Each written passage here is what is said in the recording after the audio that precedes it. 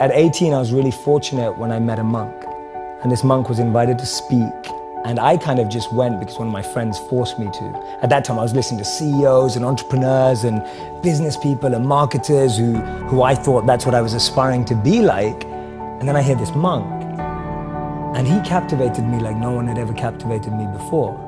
It was like staring at the most beautiful woman on the planet. You know, I was completely fixated on him. That was the beginning of what changed me.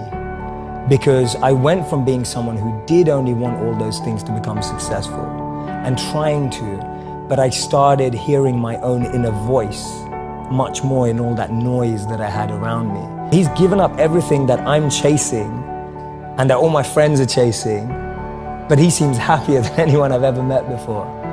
And he spoke about this incredible principle where he said that we should plant trees under whose shade we do not plan to sit. And he was speaking about this principle of selfless sacrifice. And that kind of just penetrated me right there. When he said the words selfless sacrifice, for the first time in my life, I felt a thrill about something that I'd never felt before. I thought, wow, giving up everything you have for the service of others sounds like the best thing you could possibly do. And I don't know why I had that thought, because I wasn't a spiritual kid growing up. I wasn't a religious kid growing up. I wasn't even a good kid growing up. I was just a rebel, a misfit, trying things out, an experimenter, which I still consider myself. And so what I started to do is I was interning at companies and firms and corporates, thinking I was getting a grad job afterwards. And then I'd spend the rest of my summer holidays interning in India, living with him as a monk. So I'd use all my summer and Christmas holidays to just be out there with the monks. And he introduced me to another 200 to 500 monks that were just like him, just as smart, just as bright, giving up everything they had and using all their skills to make the world a better place.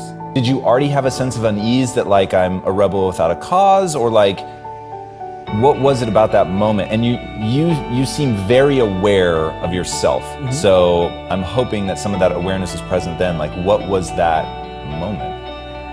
I believe the moment was I've always had friends who are older than me.